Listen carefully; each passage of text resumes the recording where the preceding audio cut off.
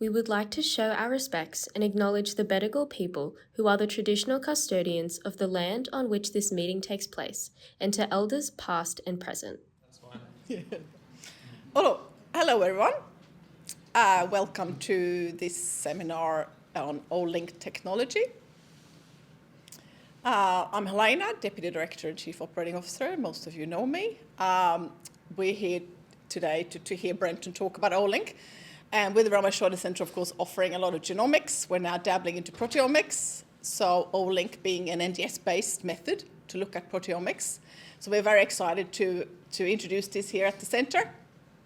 And what we're doing is the Reveal workflow with about 1,000 proteins that you can detect using NGS.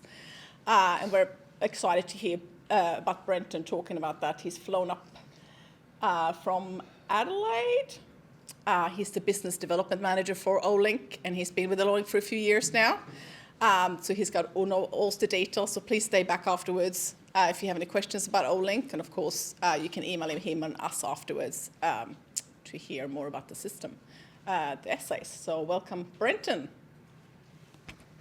Thank you, Helena, and thank you everyone for coming. So, as noted, Olink is a bit of a weird proteomics company, so we are using genomics tools to do proteomics at scale, which is why I think we're a nice fit with the Ramakiotti.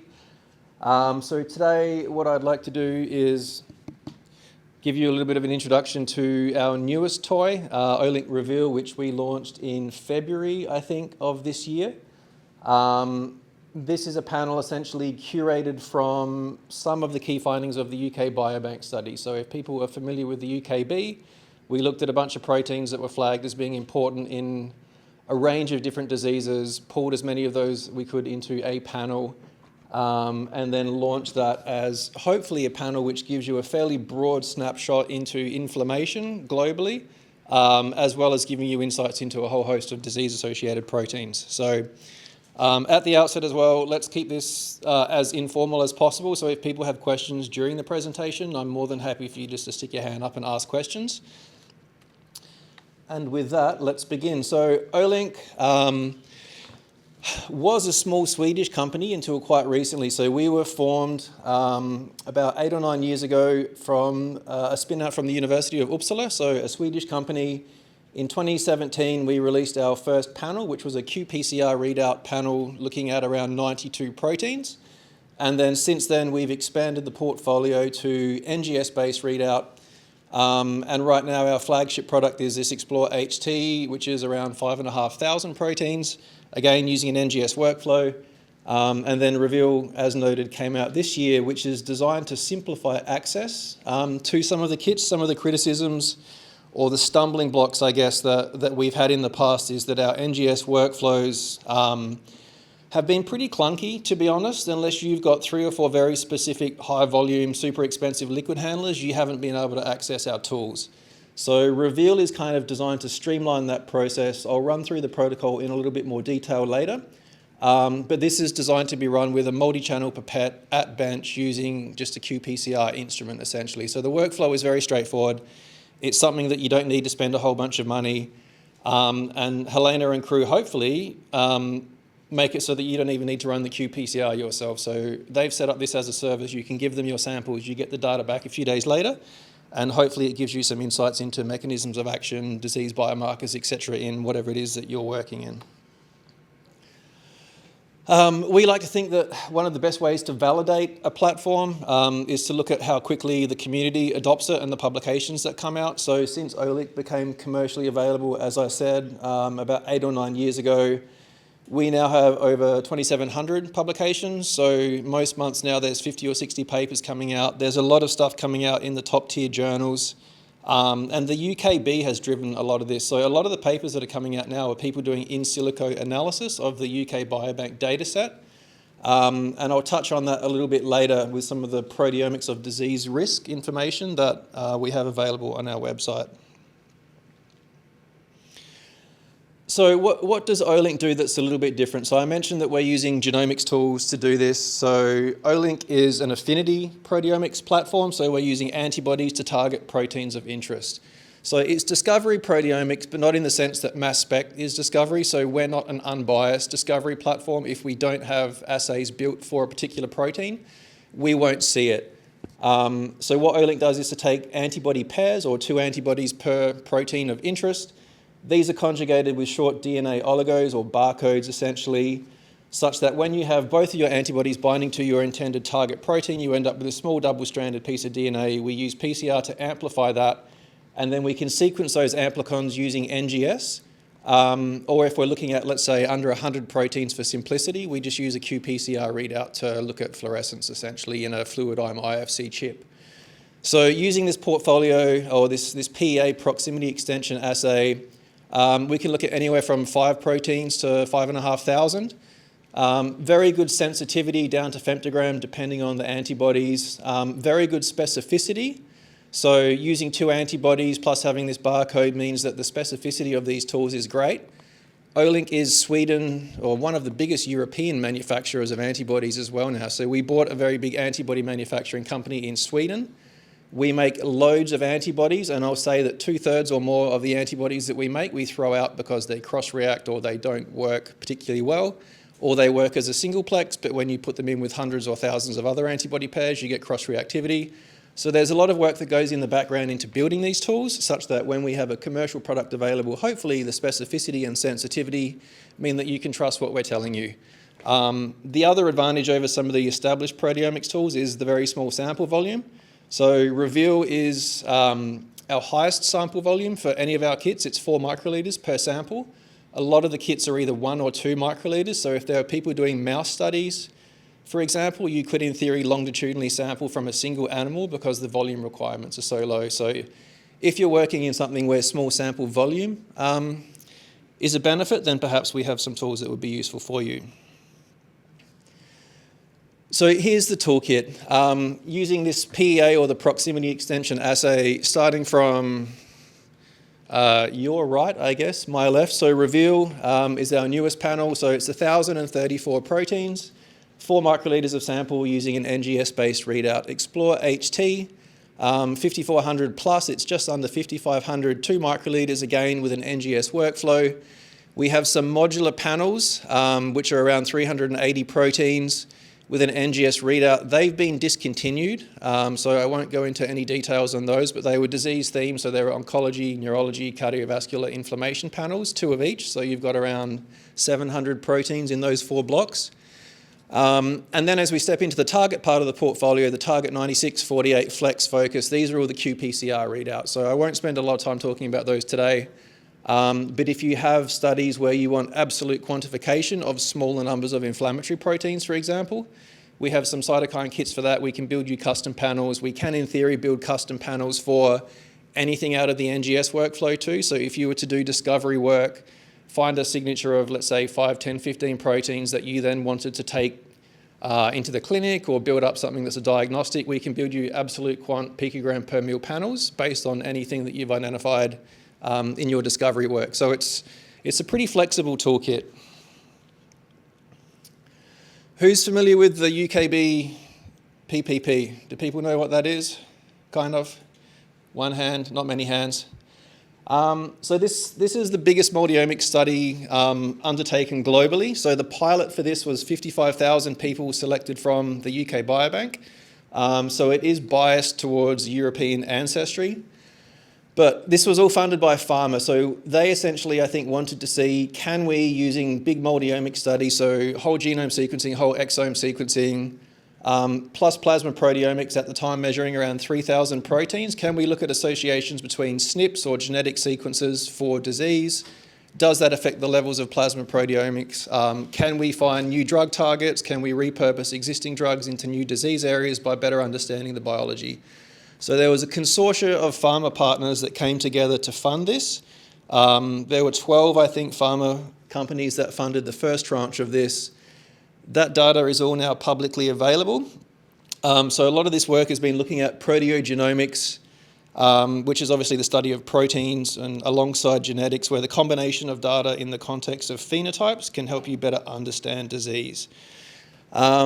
This now is going to be expanded, so the full cohort for this will be 500,000 people. So it's 500,000 people, all the genetics, all the proteomics. This will be run with our new 5400 protein panel.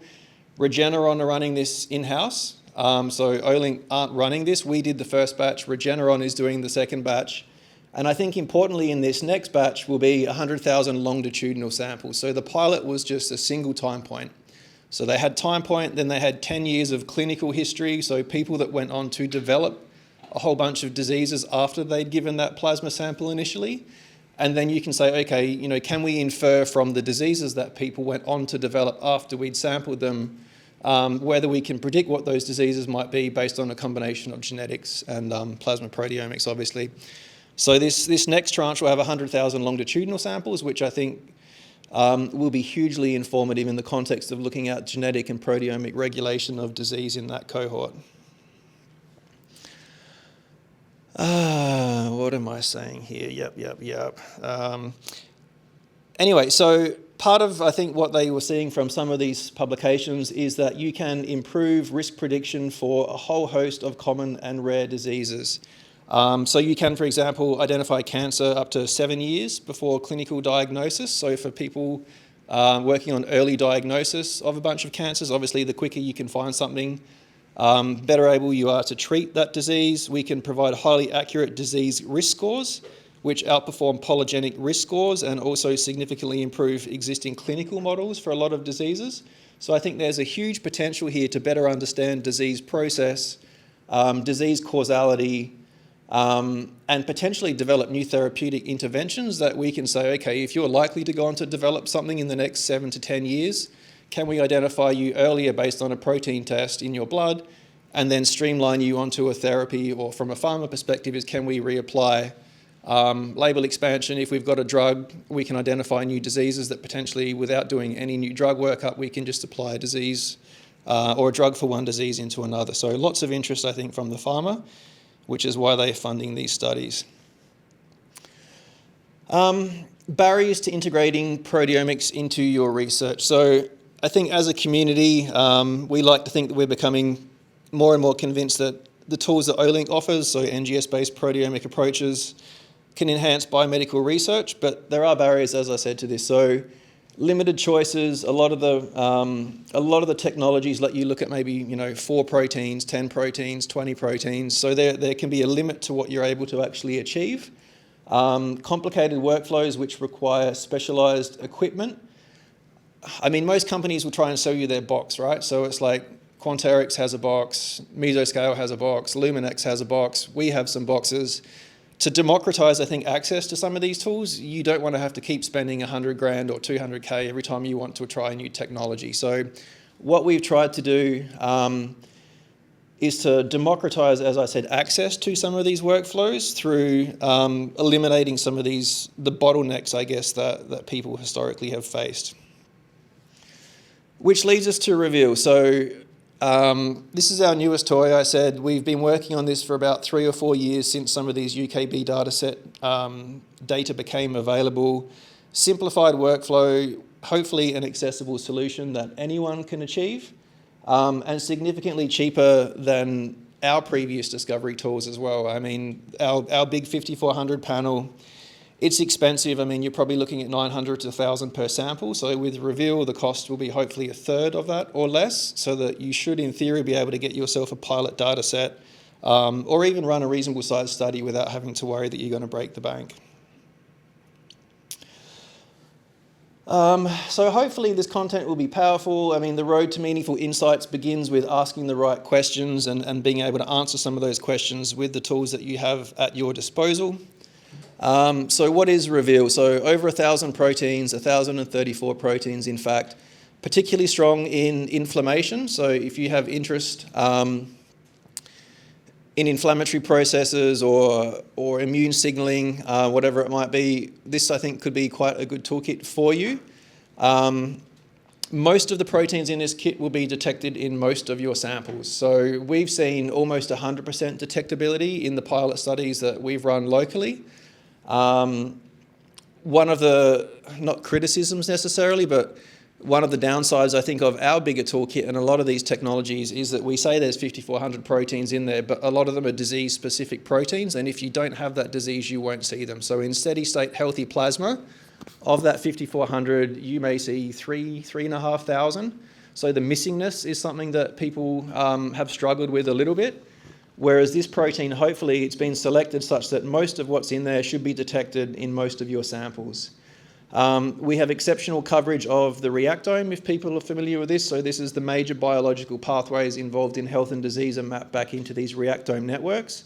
So we have 100% coverage of the top level pathways or the main nodes in most biological processes. So we have 537 inflammation or inflammatory related proteins. So around half the panel or just over half of this panel is inflammation. So if you're working on any disease that has an inflammatory component, this should give you a pretty good insight into hopefully the pathology or the biology of whatever disease it is that you're working with.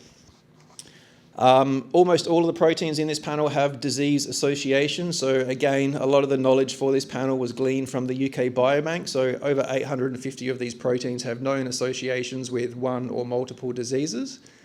And for the genetics community, a lot of these proteins are also validated through cis-pQTLs. A cis-pQTL is essentially a SNP within the gene that codes for the protein that you're measuring. So you can infer from the genetics, in some instances at least, what the level of the protein might be. And that was one of the key learnings from the UK Biobank, is that you can sort of start to unpick some of these variants of unknown significance where you might have multiple SNPs in a gene, you don't really know which ones are important, and then some of those SNPs will read out in the proteome as being usually a decreased level of protein expression, or in some cases an increase in protein expression. But if you start to see, genetic variants that can modify the level of a plasma protein, it gives you confidence that whatever it is that you're measuring has corroboration through the genetics of that particular disease. So this is the reactome. If people aren't familiar with this is, as I said, sort of a wagon wheel of the major biological processes.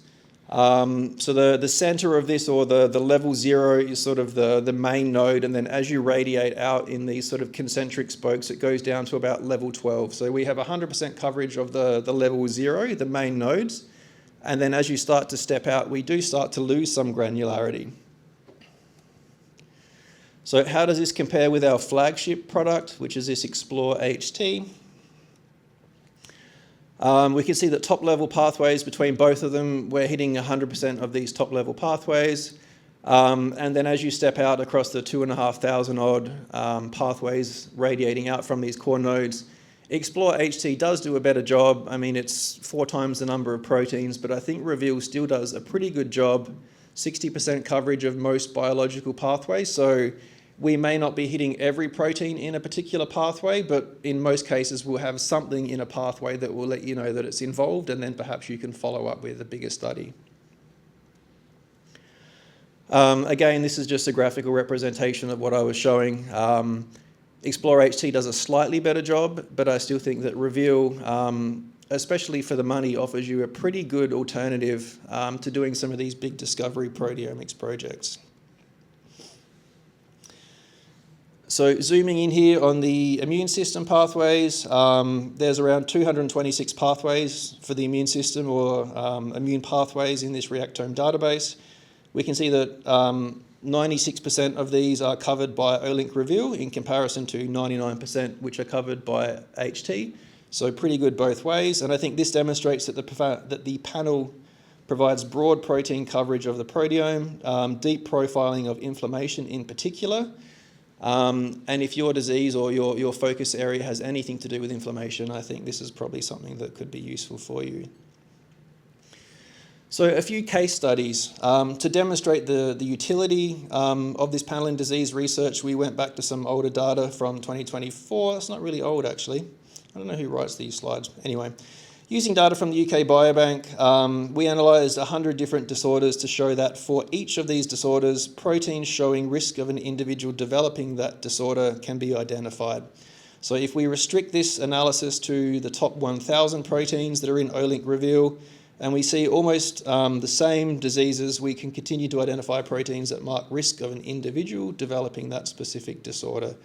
So these diseases can be numbered and grouped by their disease categories to give you a sense of the breadth of research that you can look at using this Olink Reveal panel. So again, across a whole bunch of different diseases from cardiovascular, neurological, respiratory disease, neoplasms, cancers, hematopoiesis, obviously.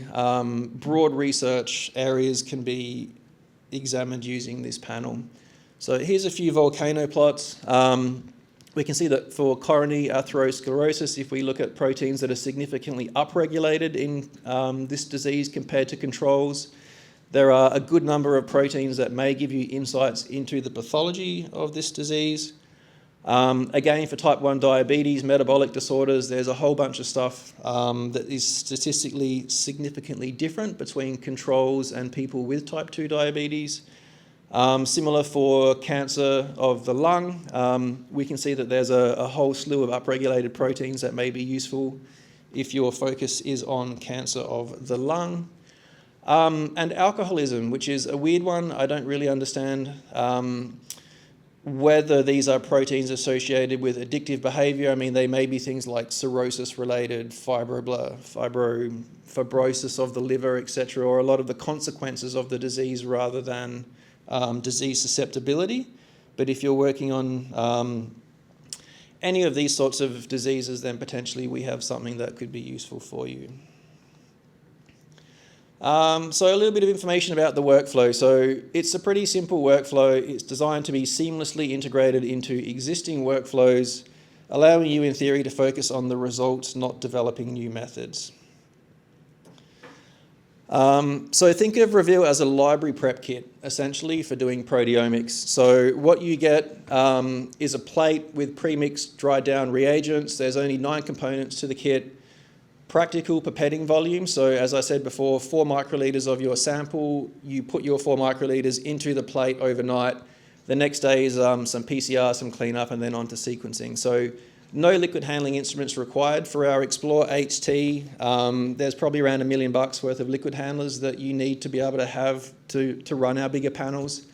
That obviously isn't something that anyone is able to afford or to set up, so hopefully, this new workflow will enable people to jump into proteomics without having to spend a whole bunch of money. So a quick overview of the process. Day 1, as I said, set up your incubation, an overnight incubation with the sample and the antibodies, set up a PCR, run a PCR, pull and clean up, and then onto QC and NGS, which is where Helena and crew can help, or they could probably run this whole thing for you. If you don't want to do any of the pre-prep steps yourself, you can send them your samples.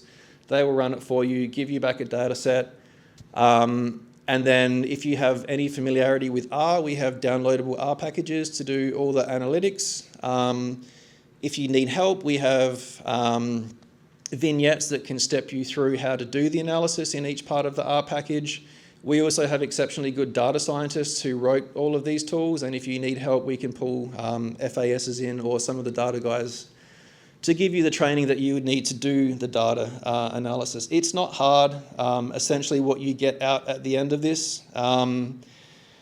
is a spreadsheet of what we call NPX, so normalized protein expression. It's a log2 relative abundance, and it's pretty straightforward. So if you've got rudimentary data analytics experience, I think you probably should be fine.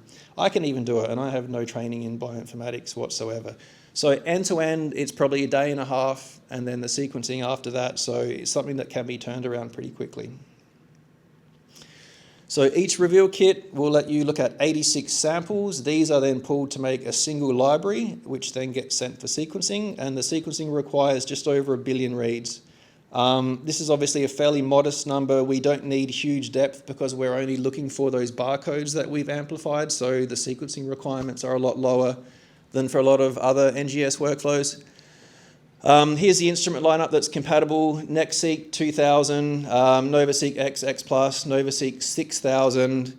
We are validating at the moment some of the MGI instruments as well, and then I think we'll probably move on to Ultima, Element, and some of the other sequencing.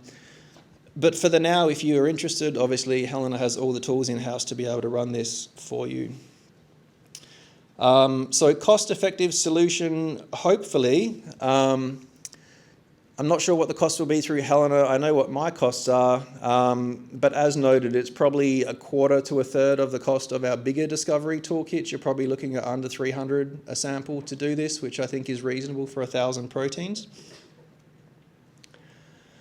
So hopefully this enables you to either do some low-cost pilot projects. Our reagent costs are around $8K US per plate, so it's just under $100 per sample for the Olink component. We do need to ship the kits from Sweden, so bear in mind that if you come to me and ask me for one kit, there's probably a couple of $1,000s of freight to get it here, which is one of the benefits of going through a sequence or a service provider, is they can order bigger things and run things for multiple people at once to hopefully get that freight cost down. If you were interested in doing some bigger projects, the cost will come down, so we do have volume discounts, but I think that the cost of doing this, even at scale, is hopefully relatively affordable. So if people do have questions about cost, I'll send you over to Helena and the guys at Ramakiotti. So I touched on this before. We have a robust QC of the raw data using our NPX map software. You can do all your statistical analysis. We have all the visualizations in our Insight portal as well. So there's a browser-based analytics tool where you can just upload your data into a browser and it will do volcano plots, t-tests, heat maps, etc. As well as this full downloadable R package where you can do the in-depth data analysis. You can customize those packages and the pipelines as well. And if people are interested, we have pilot datasets online, so you can download an Olink dataset, you can download the R package, familiarize yourself with the workflow and the analytics before you get into your own data.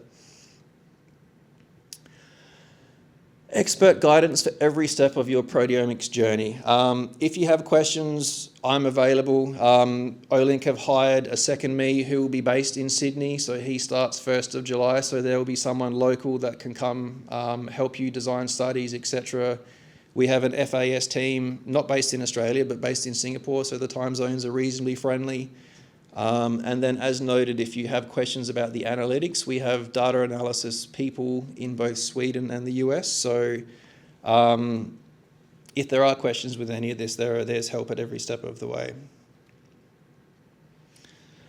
So again, I think Olink has become a trusted partner based on the number of publications. I mean, we like to think that the data that we're providing is extremely high quality. The publication record, I think, would support this. I mean, we now are in most of the big academic centres globally. We're working with all of the big top 20 pharma companies. I think they see huge value in adding protein to genetics to try and identify causal proteins or pathways in disease.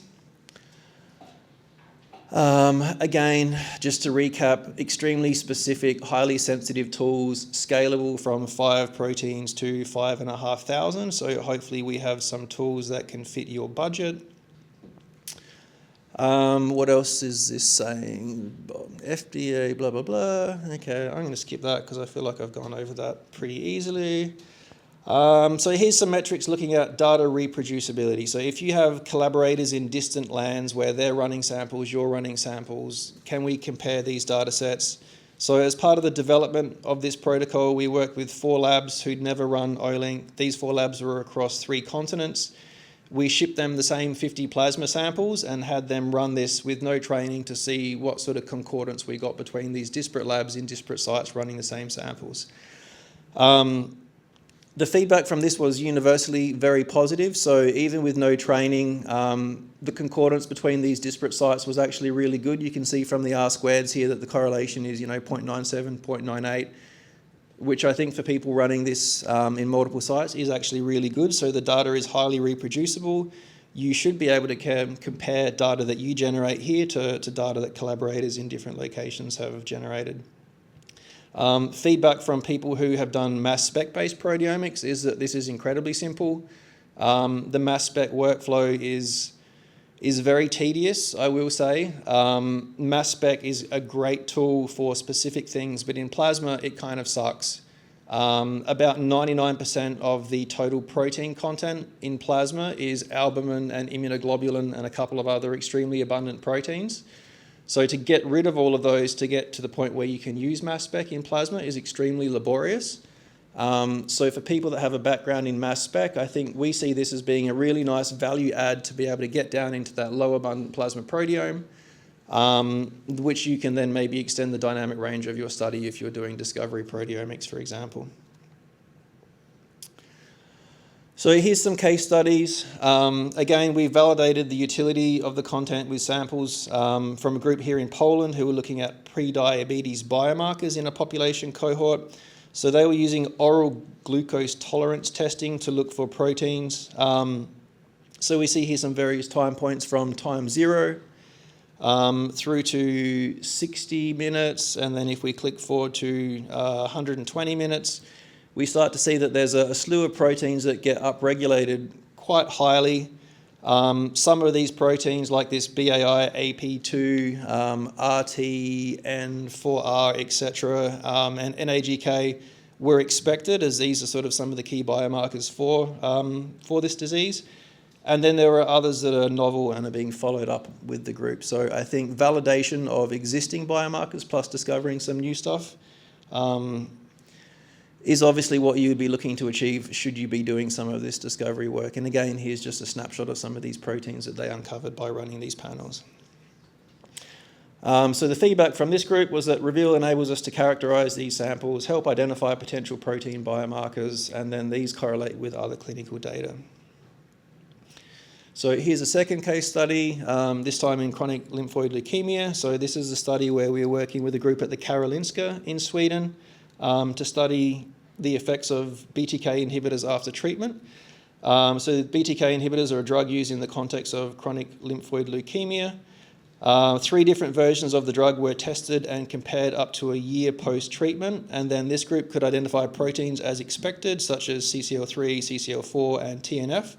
However, they also identified hundreds of other proteins that they're now following up on to better understand what differentiates one treatment from another, and also to better understand the mechanisms of some of the side effects that are observed in this disease. So again, the feedback here was that the number of proteins and the breadth of the pathways covered enabled us to identify proteins that may differentiate how leukemia patients respond to different BTK inhibitors over time. And I think that's the last slide for this part of the talk. So hopefully I've convinced you that Reveal is a panel that will have utility in your work, be it inflammation, cardiovascular disease, metabolic disorders. I think the breadth of the panel gives you a snapshot across a very broad range of biology, and that hopefully the cost is affordable enough that you can run some samples now without having to dig too deep into the pockets or go and get grants specifically to fund some of these pilot studies. And I will say, as part of the pilots as well, when we trained Helena, we ran 2 small pilots. One was around 25 samples, one was around 12, and even with small sample numbers like that, we can see statistically significant differences between some of these populations.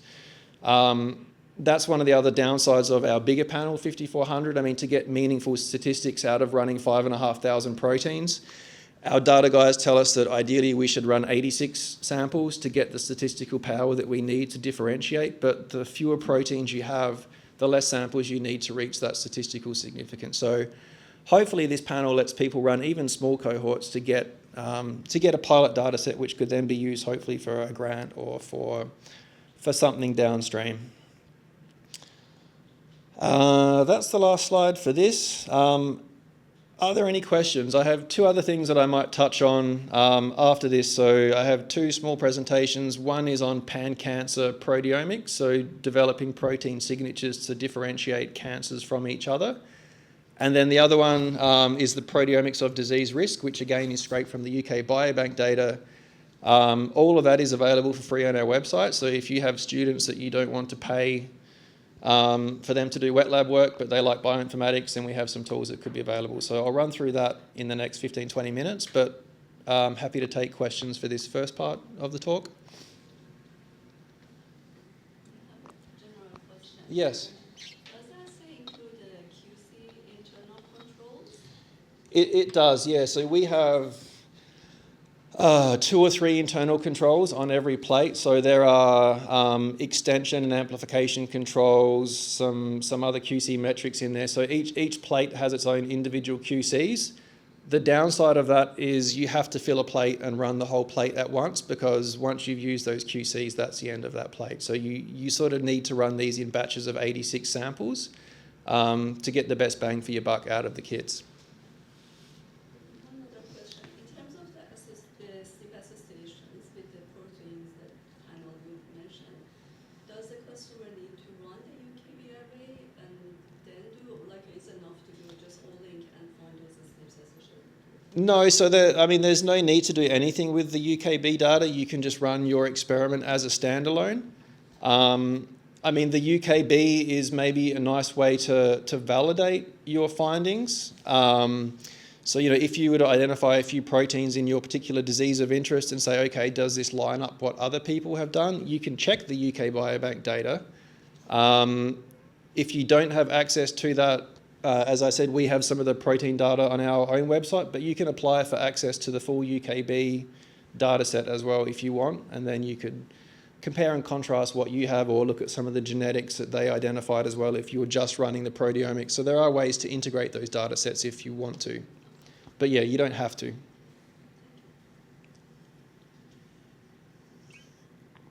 Can I use Olink with mice? Yes. So we have 2 mouse-specific panels. Neither of them are the NGS workflow. So there is a mouse cytokine panel, which is 45 common chemokines, cytokines, so it's more or less an inflammatory panel. And then we have a mouse exploratory panel, which is around 90 proteins. Roughly half will be the inflammation signature that's in the mouse cytokine panel, and then the other half will be exploratory or investigatory proteins. Having said that, we do have some intel to suggest that our human tools actually cross-react pretty well with mouse. So we've had people running Explore HT, which is the 5400 protein one. In mouse plasma, they see just under 3,000 proteins. So it's actually not too bad. And then if you do like cell lysates or tissue lysates out of a mouse, then you can start to cover most of what's in the panel actually. But in plasma, you'll see just under 3,000, I would guess. So depending on what you want to do, you probably could get some data that would work. I haven't seen any data for Reveal at this point with mouse, but a lot of the antibodies are obviously the same ones that are in the other panels, so I see no reason why you couldn't run this with mouse if you wanted to. But yeah, I couldn't guarantee that you would get the same coverage. It would be pretty good, I would imagine, but yeah, not perfect. Good enough is good. Like, good Well, no, it's better than nothing, right? I mean, if you can get 3 or 4 microliters of mouse plasma, you can, in theory, look at, I don't know, you might get 700 or 800 proteins, which I think is pretty good.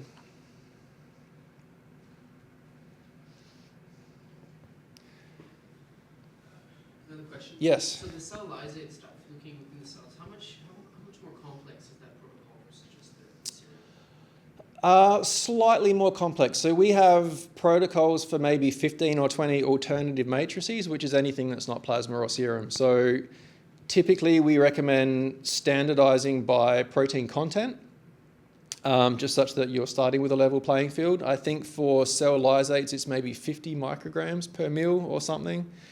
So yeah, we have some recommendations for lysis buffers, for example, protease inhibitors that you should put in as part of the workflow.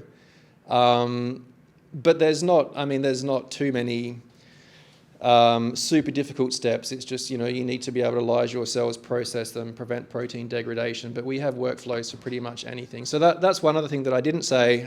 These tools are designed for plasma and serum, but they work with anything. I mean, you can do tears or sweat or urine, tissue lysates, cell lysates. It's more or less open to anything. The 2 things that we don't work well with are FFPE blocks. So if you've got biobanks of tumours or something in FFPE, the formalin fixation really interferes with the antibody epitope binding, so we don't generally recommend that FFPE be used. And the other one is stool, so anything that's been through a digestive process. The stomach obviously is designed to chop proteins up.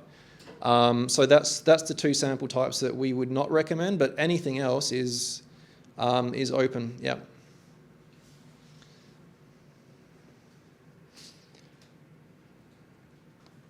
Okay. Does anyone want to grab a muffin or something before we proceed?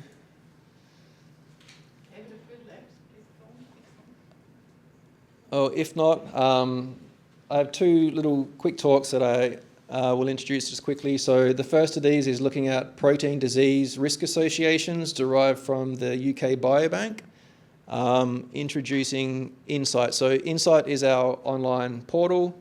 So we have a whole bunch of goodies in there that could be useful. So downloadable data sets, proteomics of disease risk, all of the Reactome database is in there. So if you have a particular protein and you want to map it out into Reactome pathways, it will do lit searches for you. So it's kind of a one-stop shop for thinking about how to design your study and then how to do the data analysis as well as literature searches potentially. So in this little case study that I'll present, the future risk of over 100 diseases is estimated by combining protein measurements with longitudinal healthcare data for over 50,000 people using this Explore 3K, which was, at the time this was run, this was our flagship product. Again, so the UKB PPP funded all of this.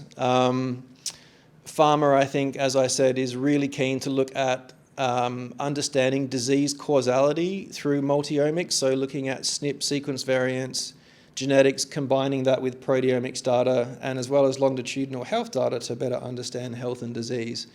So here are the flagship papers that came out. I'll just run through sort of the life history of the UK Biobank. So 2006, this biobank was set up, 500,000 participants, skewed towards European heritage, being as this was UK. This was nominally a healthy cohort, so people that had a diagnosis of a disease weren't included in this. So there are probably a whole bunch of people in here who had diseases that were in the pre-symptomatic phase. They didn't have an official clinical diagnosis. So in theory, as I said, healthy cohort. The UKB PPP, funded by 13 biopharmaceutical companies. Chris Whelan was the spearhead of this. He was at Johnson & Johnson at the time. But this really was one of the largest studies of protein concentrations in plasma ever undertaken. So 54,000 as a pilot. And then 500K, which will be starting to be run at Regeneron this year. So the first of these papers came out in Nature in October of 2023. So there were 3 back-to-back publications in Nature. If you're interested in these, I can send through the publications or links to them. But AstraZeneca essentially spearheaded the genetics component of this, so rare variant associations with plasma protein levels. Decode Genetics did a large study looking at plasma proteomic comparisons with genetics and disease associations, and then sort of the main or the flagship paper was plasma proteomic associations with genetics, which was led by Ben Sun. So the structure of the cohort, longitudinal healthcare data, 10 plus years of clinical follow-up, and then again, as I said before, a single plasma sample taken at time 0. So 1 plasma sample, complete disease history afterwards. And so what that lets you do, in theory, is to start looking at protein disease associations. So you can look at the protein disease risk for each of the proteins in a univariate manner. So 3,000 proteins, can we identify which of these proteins are associated with which disease, essentially? So we have our NPX, or the normalized protein expression level, at the time of first disease occurrence. So then we can do all sorts of stuff like time to event analysis, Cox regression, 10 years of clinical follow-up. This is all adjusted for sex, age, BMI, smoking status, etc. And then the upshot of this is that you can start to pick apart, essentially, protein disease risk associations within this cohort. So the cases here are a first incidence of disease after sampling and within 10 years. We have matched controls, as I said, age, sex, BMI, smoking status, where there was no recorded occurrence of disease up to 10 years. And then anyone that had a pre-existing diagnosis was excluded from this analysis. And here's some data. So numbers of proteins by disease with a statistically significant association, with and without consideration of the effect size. So starting from the top, acute renal failure is the disease with the highest number of associated proteins, which makes sense, I think. I mean, kidney failure, obviously your kidneys are there to filter things out. If that starts to fail, you probably get a build-up of proteins that would normally be removed. You'll start to see kidney damage proteins, inflammation, etc., etc. So that's not surprising. Type 2 diabetes, hypertension, hyperlipidemia all cause mortality. So there's a slew of diseases that have actually quite a large number of proteins that are statistically associated with all of these diseases. So here are some individual associations, so showing the adjusted p-values on the left and the hazard ratios right, for each statistically significant protein in 40 selected diseases. So I think, what was it from memory? So acute kidney failure was in the pink. That one little blue dot right at the top, that's PSA in prostate cancer, so that kind of makes sense. And then as we step back around the wagon wheel, there's type 1 diabetes, and I don't remember what the dark blue one, but again, I think we can start to tease apart some of these proteins that are statistically associated with particular diseases. Here's a heat map which illustrates the 48 proteins which have the statistically significant associations with the largest number of diseases. So at the top here, all-cause mortality. So if you die within 10 years of having your plasma sample taken, there's a good chance that things weren't well. And there's a bunch of proteins that can predict essentially your likelihood of dying. So that's cheery. Acute renal failure, again, right up the top. And you can see that there are a couple of proteins right in the middle here that have very strong disease associations with a lot of different diseases. GDF15 in particular is very bad juju because it's associated with a whole heap of proteins. So type 2 diabetes in particular all cause mortality. So again, you could imagine that maybe population screening for people with elevated levels of some of these proteins that have very bad prognosis in general could be used maybe for lifestyle intervention or to try and streamline people into a disease if we can predict that you're likely to die in the next 10 years. Obviously, that's something that we would like to avoid. Here's a couple of disease examples. So leukemia in this instance. So in this cohort, there are around 300 cases of leukemia. And if we look at some of the top proteins that are associated with leukemia, so some TNF superfamily receptors, as well as FC receptor like 2, and both of these have been previously associated with leukemia. So the hits that are coming up in this database have been previously corroborated. There's a lot in here that is not published, so I think, again, the chance for people to make novel findings. Type 2 diabetes, again, GDF15 right at the top of the pile here. NFASC, I don't remember what that is, but these were two proteins that had been previously associated with the pathology of type 2 diabetes. And then obviously there's a whole host of other proteins that are significantly upregulated in the context of this disease that could be informative for better understanding disease mechanisms, pathology, are these things that we can use to treat patients, etc., etc. This is all freely available, so you can download this entire data set. So there are over 100 diseases that we have tagged the top proteins for from these 50,000 patients in the initial UKB. As I said, there's 10 years of clinical follow-up in this, and you can download this now if you're interested in that. So that's just a snapshot of one little part, and then this is the last thing that I'll talk about for the next 5-10 minutes, is using Olink Proteomics to develop ways of screening for cancer in population health cohorts. Early cancer detection, obviously, the earlier you can find a cancer, the better your clinical outcome will be. So broad-based early detection and screening tests using high-throughput sensitive tools potentially could revolutionize the oncology space. So this is the paper that this slide deck was derived from. So Matthias Uhlen's group, who's at where is he? SciLife, I think. used Olink to put together multi-protein signatures that could discriminate cases from controls as well as all cancers from each other with very high accuracy. This is what they did at the time. It was a wellness cohort in Sweden.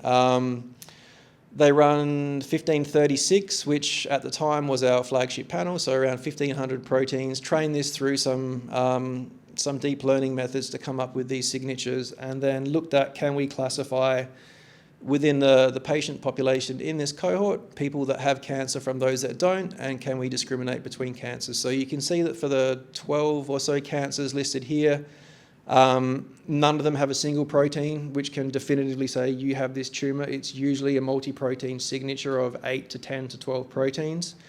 Not all of these proteins are uniquely identified with one particular cancer. Quite often they overlap, so this is why we would need to look at multiple proteins, because one by itself doesn't necessarily give you the discrimination that you need.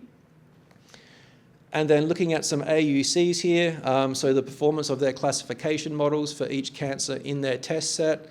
I mean, AML, CLL, AUC of 1, you can't get a lot better than that. And then as we step down through myelomas, CRC, glioma, etc., the AUCs for all of these are really good. So being able to, I think, identify specific tumour subtypes obviously has benefits for how you treat those patients. And then can we detect a difference between a healthy cohort and a disease cohort based on these selected panels? So again, this is just some violin plots looking at can we use these tools to discriminate people that are healthy from people that have disease before they were diagnosed with the disease? And in a lot of cases we can with quite good specificity. So again, CLL, an AUC of 1, you can differentiate people that have the disease from those that don't. As we step across colorectal cancer, AUC of 0.85. Again, this is pretty good and outperforms most of the current clinical diagnostics for these diseases.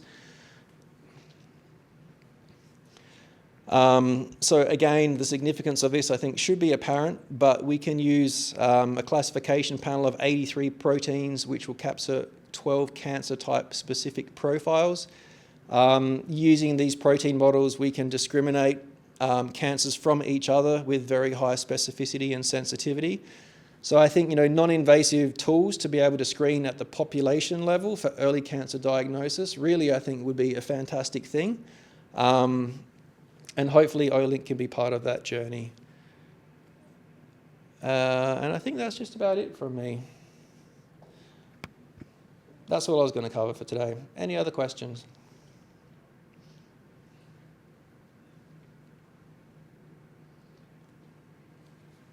Regarding the samples, can we send frozen samples? Do they have to be fresh? No, they can be frozen.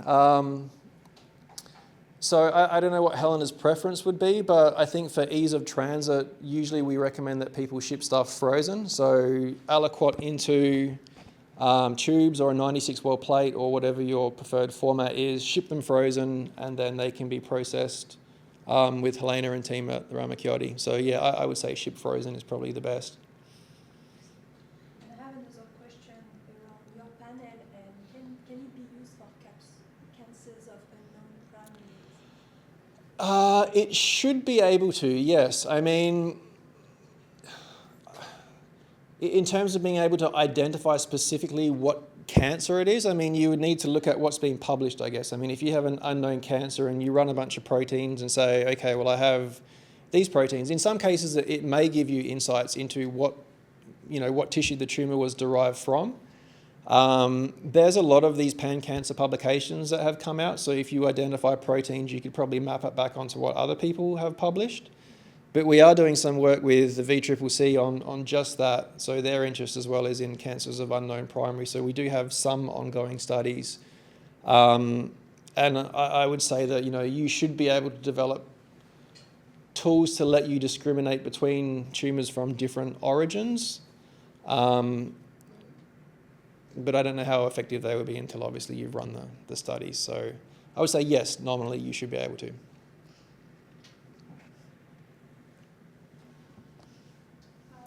Would anyone in the future be able to do this test, like any healthy individual, to see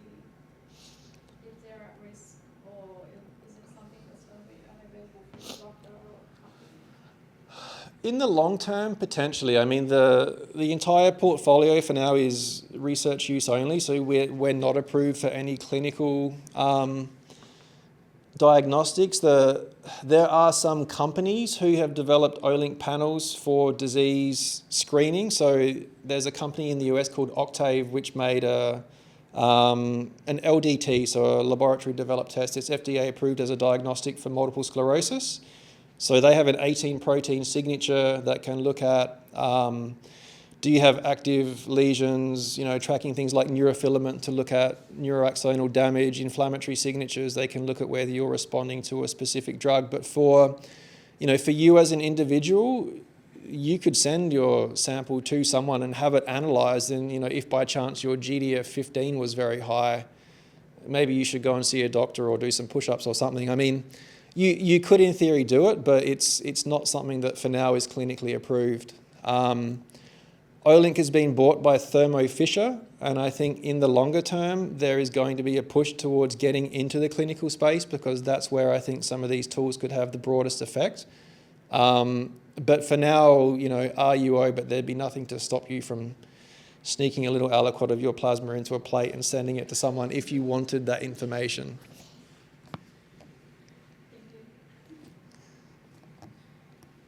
I'm really interested by the longitudinal studies that are happening or have happened. Is there any available data for that, or is it still being generated? I mean, there are probably some published longitudinal studies in the context of specific diseases. I'd have to look and see what's publicly available. Just trying to think if I can think of any big longitudinal cohorts. I mean, the UKB is all single time point. There are probably some oncology longitudinal cohorts. I mean, I can have a dig if you have a specific disease area that you're interested in, where you want to have a look at specific papers. I can see what I can find. Well, I'm more interested from a monitoring health and associating changes in proteome with life events. Yep. Like, could you see if you're hungover, or if you had a cold, or maybe you ate a lot of red meat that week. Mm-hmm. Given the sensitivity of the platform, can you see those changes? Can you identify those subtleties? You can. I mean, maybe one example that would be good to use here is there's another guy in Sweden, Jochen Schwenk, who does a lot of... his interest essentially is, in democratizing access to this. So he did a whole bunch of studies using dried blood spots during COVID, where he sent people out finger prick cards and said, give me your dried blood spots, and I want to look at whether I can look at longitudinally people that had or had not been vaccinated, people that had or had not had COVID, and whether you can sort of discriminate people that had been vaccinated once, twice, 3 times, people that have had COVID, based on inflammatory signatures, and you can. And then the other thing that he did, which was interesting as well, was he had a breast cancer study where they took plasma from women with diagnosis of breast cancer before they'd had any treatment. And then what to me was really weird is if you give a woman tamoxifen, which in theory is a very specific drug targeting the estrogen receptor, you would think that you would see some changes in the plasma proteome. But when you look pre and post tamoxifen treatment, it's about 80% of the proteome that just changes completely, which I don't fully understand. I mean, these things are targeting one very specific pathway. So I think there are dynamic changes in the plasma proteome in response to your real-time health activity. And that I think is one of the things that proteins do well. I have a colleague who likes to use a Goldilocks analogy, where genetics is a bit too cold because your genome is static. Metabolomics, it's too fast. I mean, these metabolites are gone basically within minutes. Whereas proteins within the span of, a week or days can change quite significantly. So it's a way of doing real-time health monitoring where you do start to see quite profound changes in some instances that we don't fully understand in response to, things like a new medication or if you lose weight, etc. And it's always fun to look at some of the outliers in these cohort studies where people who lose or gain large amounts of weight, or people that get sick and suddenly their entire proteome is just all over the place, and then you can sort of work out backwards, okay, they got sick or they lost a bunch of weight, or someone started running marathons, and you see this like huge uptick in biomarkers of tissue damage and things like that weren't there previously. So yes, in theory, you could, monitor your real-time health. through some of these tests, but I've not seen anyone that's looking to clinically do this as like a wellness, for example, test. But yeah, I think you can use this to monitor longitudinally, like health and disease. Is there that kind of information, those protein profiles available, for instance? There are publications. I mean, I can send you some of Jochen's studies. He has some really nice work that I think would give you an insight into some of these longitudinal health informations. His COVID stuff is all published. So again, looking at, immune profiles from people with 1 or 2 vaccinations and COVID exposure is probably the one that springs to mind immediately, but I can have a look and see what else there is as well.